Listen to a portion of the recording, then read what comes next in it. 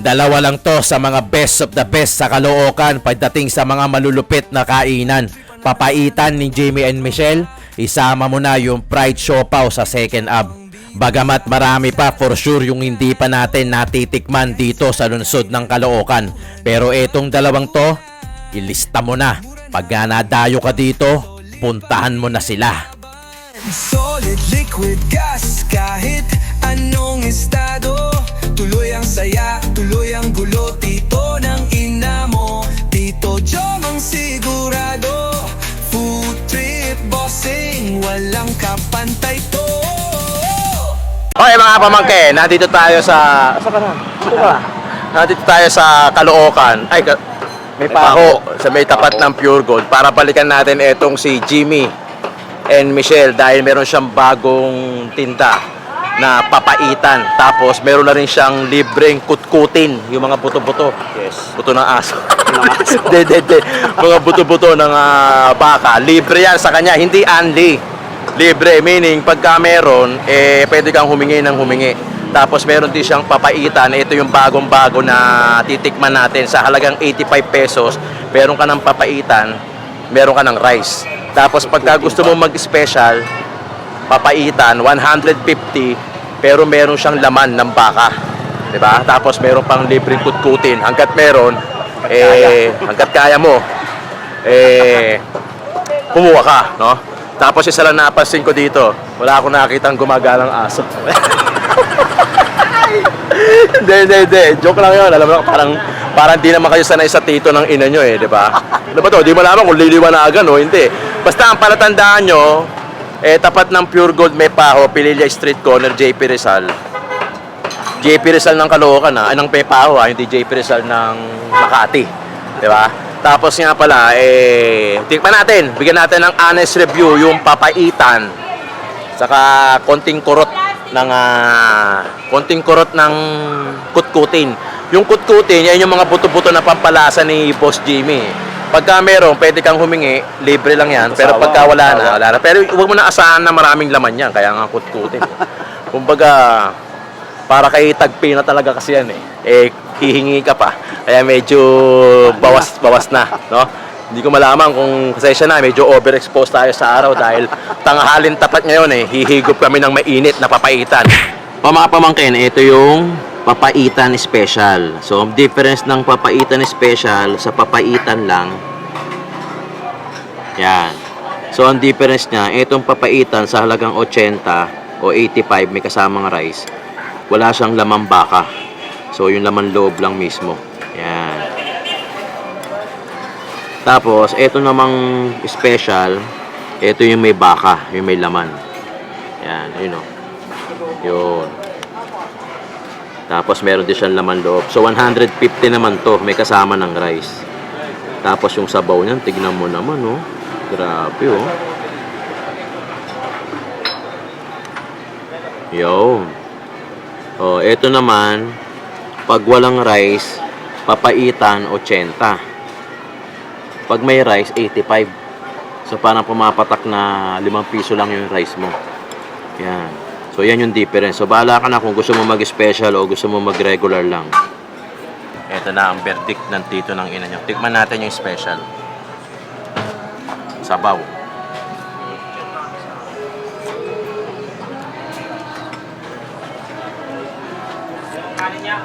Pucha.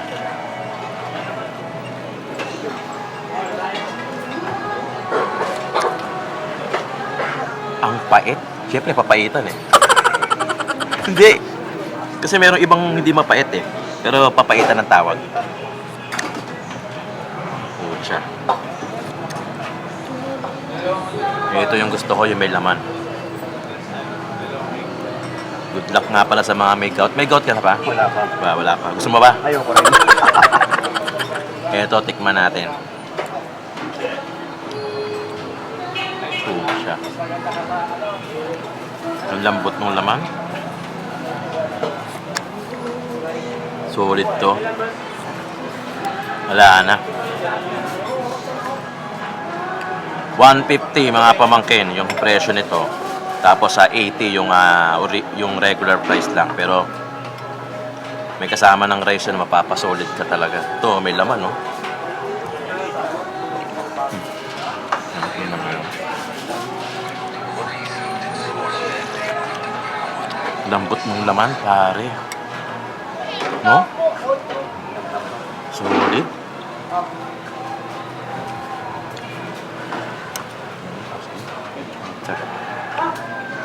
Solid ito. Ito, ang istorya pala nito, tinry lang ni Boss Jim kasi siya nagluluto. Ayaw niya ipaluto sa iba. Sa ngayon, nakaka-10 kilo pa lang siya. Dapat do kasi sa tag-ulan niya ilalabas. Which is maganda naman kasi syempre papainit niya. Eh since na ang Pinoy, may hilig sa mainit kahit na mainit yung panahon. Tulad ng kape, mga papaitan. Puta, napaka-solid nito. Ang lambot ng mga laman. Parang masarap sa kanin, no? Tikim lang ako onte. Para masabi ko rin yung kanin, tingnan nyo. Yung bawang, although hindi purong bawang yung ganito eh. Parang ano to eh. Parang cornic to, mga ganito. Buwagag yung kanin, ang sarap. Hindi, parang puro. Puro yung bawang, tol. Pero sangag. Hindi siya yung cornic, puro. I stand corrected. Nalasahan ko eh. Kasi yung cornic na bawang, hindi mo siya malalasahan. Na bawang. Puta, sarap na ito. Ang sarap ng laman loob. Ano, parang may nakatuwa ko ah.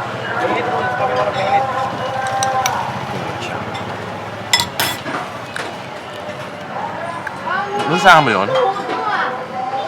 Yung mga lamang loob, saka yung laman, ang lambot, no? Ang lambot, promise. Pwede sa walang ipin. Wala kang ipin, eh, di ba?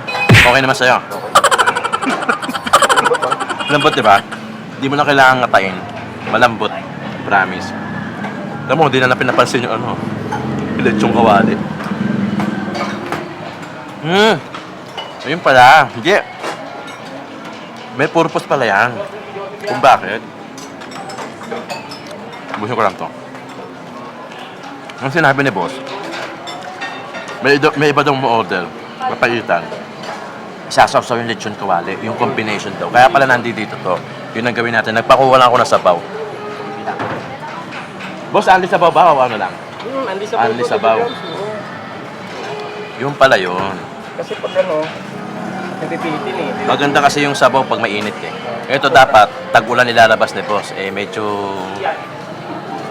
Kailangan na ilabas eh. kailangan na ilabas. So tikman natin. Ito pala yung boss yung sinasabi. So yung lechon kawali, sasawsaw dito. Try natin. Oo nga. Pucha, ito yung sabaw palang panalo na eh. Gagi, walang halong biro, tol. Walang halong biro. Parang gusto ko mag-take out. Try mo yung may lechon, tol. Iba din eh. Yung alat nung lechon, kawali. Tapos yung pait nung sabaw.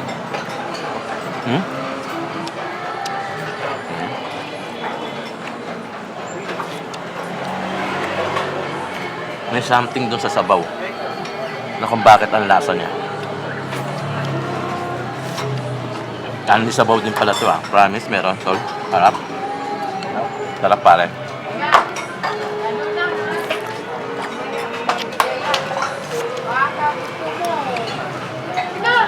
Panalo to.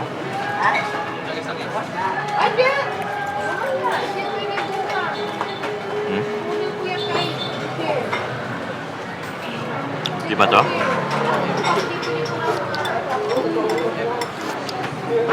Ang pait ng sabaw. Marunong ka ba magluto nito?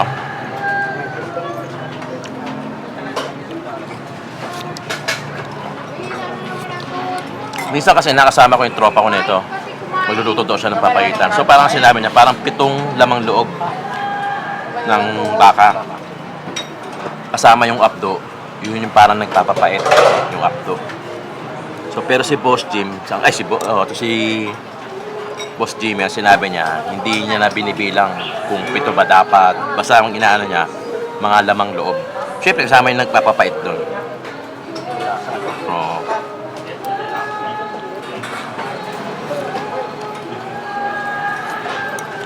Ang papaitan, pinaka-the best, mainit.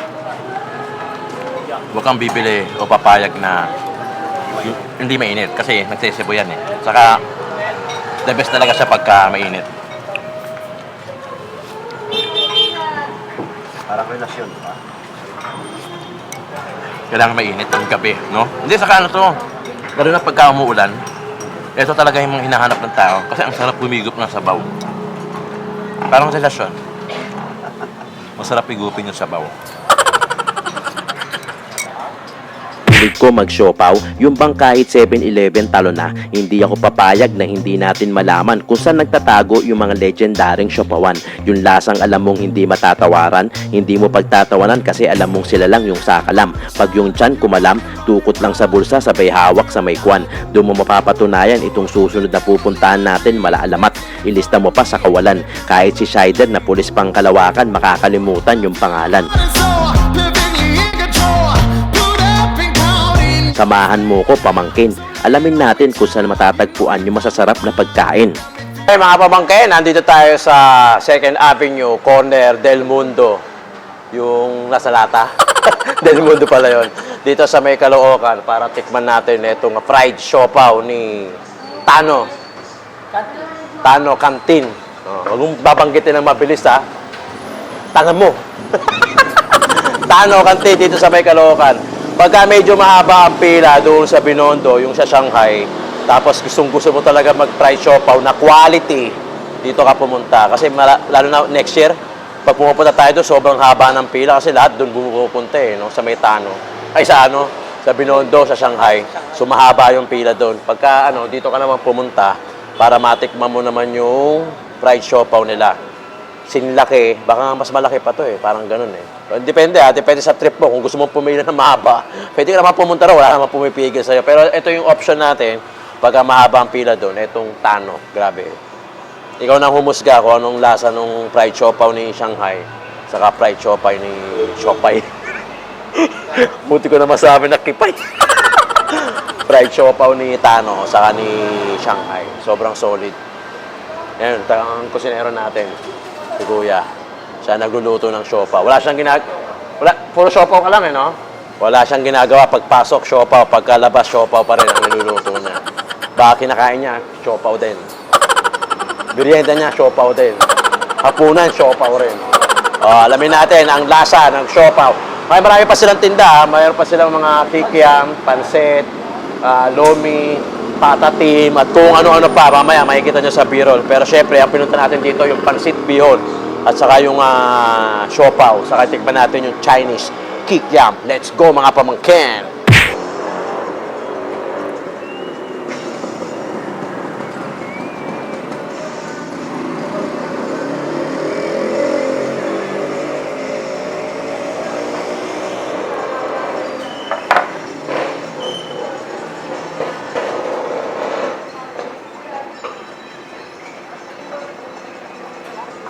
Parang ang trabaho ni Kuya, tagaluto lang ng siopaw.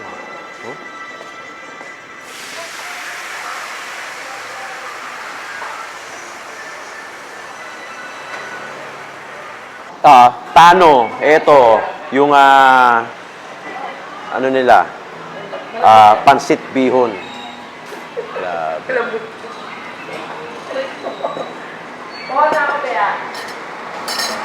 Tingnan natin to. Classic pansit bihon.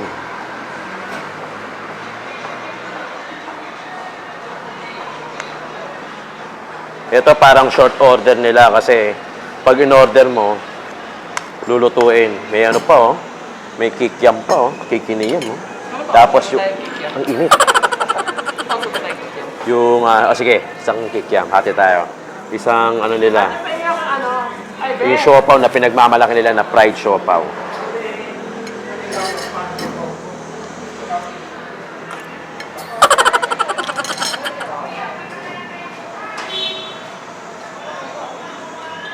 Tano Canteen located sa 2nd Avenue, corner Del Mundo, Caloocan.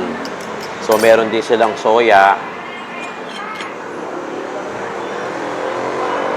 Tapos, yan o. Yung pansit, 150. Oh, 150 yan. Ganun karami. May Chinese kikiam din. Tikman na natin to. So, yung pansit, wala naman pinagkaiba doon sa pansit bio na nakikita natin. Same lang. Siyempre, may gulay, may atay. Ayun, no? Merong kikiam, tapos merong pork na sahog. Walang carrots kasi madaling mapanis yung carrots. Uy, Okay, Okay yung pansit, hindi maalat. Hindi matoyo.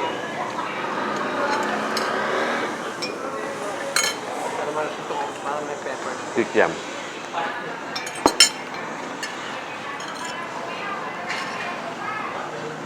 So, hindi na tayo talaga dito talaga. Itong pancit, saka yung white sauce.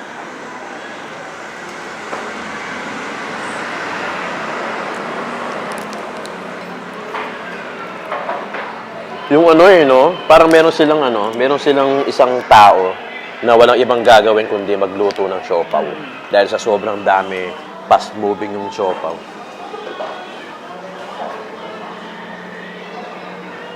Hanggang ngayon, nagluluto pa rin siya.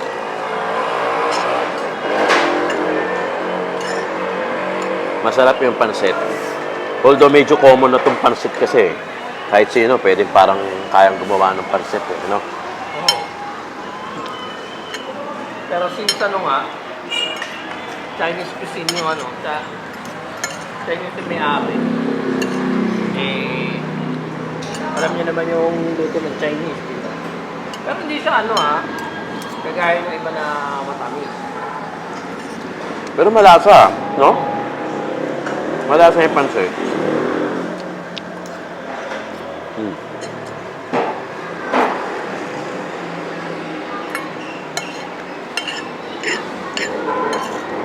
Yung 150 niya, parang hindi na pang Hindi pang isang tao to. Hindi short order eh. Oo. Parang sobra pa nga sa pang-tatlo. Mga 3, 4. 4 na payat. Ewan ko lang. Kasi vlogger kami. Tingnan mo kung gano'ng kalaki mangko. Chinese kikiam. Laki, no? Ito daw yung sauce niyan. Hot sauce. Hot sauce ba? Oo nahanap ko parang asado. Hindi, hot sauce to eh. So, itry natin. Kikiam. Chinese kikiam.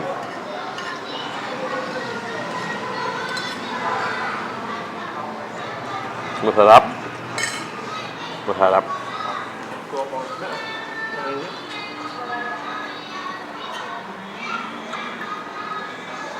Marami na ako natikman na Chinese na kikiam. Ito masarap. Hindi siya yung parang may aftertaste. Masarap yung Chinese kikiam. Panalo. 115 naman yung Chinese kikiam. 150 ba? 150 kasi malaki. Mahaba. Parang ganito. Dax siya. So, kinuha ko yung 3 piraso dito. Laki. Maharap. Solid. Hindi ka matamis yung bun. Hindi rin ganun ka.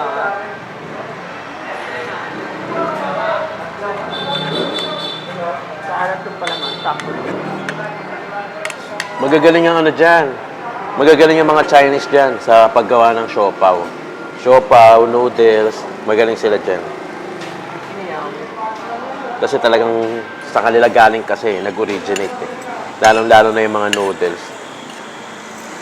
Oo nga, no? Masarap to may asado, Diba? parang asado sauce. Di ba alam mo, nakatikim na tayo ng Ray nung Chinese kikiap din. Sa Binondo rin. na parang merong aftertaste. Pero ganun kasi lasa talaga ng Chinese kikiam. Pero ito, masarap. Parang imbutido na hindi mo maintindihan na kikiam no? Tapos yung siopaw nila, grabe. Talagang isa-serve sa'yo na mainit pa. So, isang flavor lang, 35 pesos. Ginato yung laman sa loob. Oh. Di ba?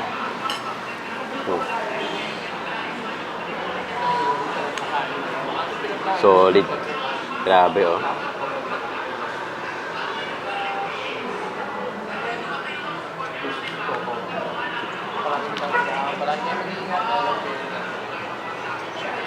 Yung lasa niya, crispy yung ilalim, tapos soft yung pinaka-bun, tapos yung laman sa loob, sobrang malasa.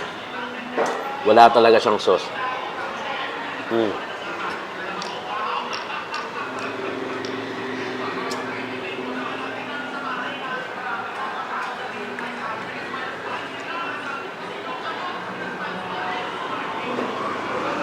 Ito talaga mabenta rito.